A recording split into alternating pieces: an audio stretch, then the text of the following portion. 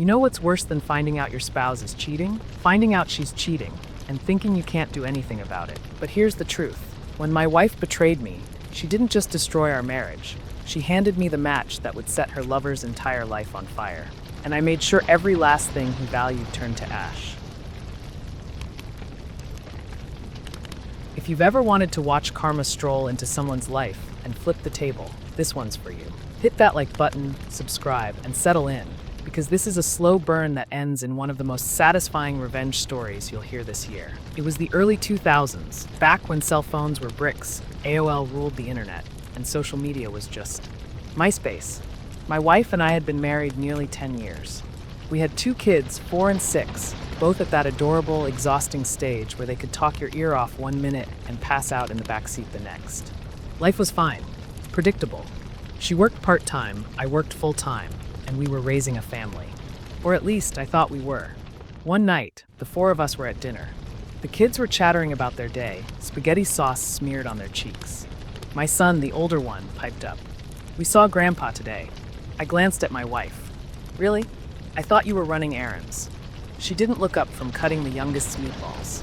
"Yeah, I just decided to stop by." It was harmless. Sweet, even. Her parents lived about an hour and a half away.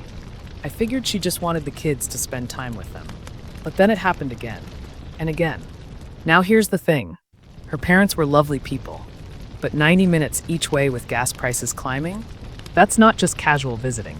That's a whole day's commitment. One night, my youngest let something slip. "We went to the park today," she chirped. "Oh yeah, with Grandma?" I asked. She shook her head. "No, Mommy went to see a friend first. Then we went." Something in my chest tightened. When I asked my wife about it later, she smiled, that strained, brittle smile I'd seen maybe twice before, and said, "Don't be ridiculous. You know how much my mom loves the kids." But her voice, it had that tiny tremor, and she didn't meet my eyes. Quiet investigation. I didn't accuse her. I just started watching. Every morning before she left, I'd jot down her car's mileage. A week later, the numbers didn't lie. She was driving an extra 400 miles a week. Now, my parents cheated on each other when I was a kid. The screaming, the custody fights, the lies, it shredded my childhood. I swore I'd never put my kids through that, but I also swore I wouldn't be made a fool. One evening, I came home early. The kids were on the couch watching SpongeBob. My wife's laptop sat on the desk, screen black, humming softly. Next to it, a yellow sticky note. In her handwriting, AOL password. It was like a loaded gun just sitting there. And I pulled the trigger. The email was already open to a chain between her and her college best friend. My eyes scanned the words, my pulse hammering. They weren't just catching up. They were gossiping about how my wife was seeing her old high school boyfriend. Laughing about his wife, how she'd let herself go after kids. My hands went cold. My stomach churned. I read every word twice, printing each email until I had a neat, damning stack. Calling in a professional. Proof was good, but I wanted the whole picture. I called a buddy from college, now a cop, and asked if he knew anyone who could handle delicate work.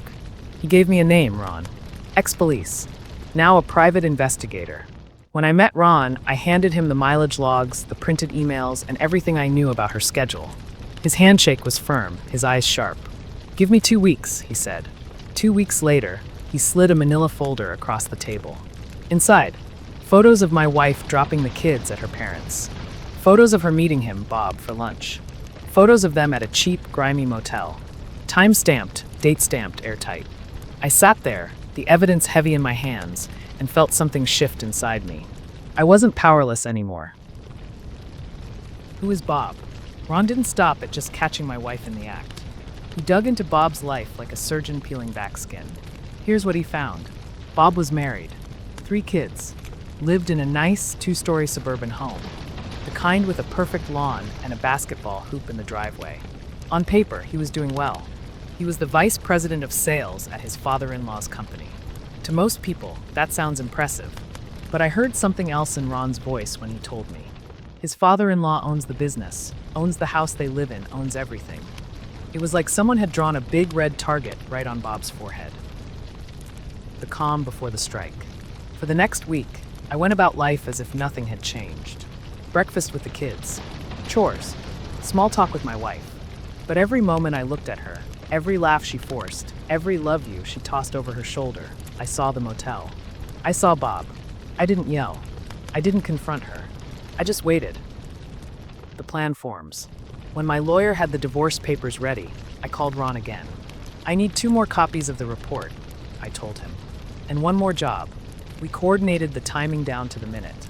My wife wouldn't just be served, she'd be blindsided.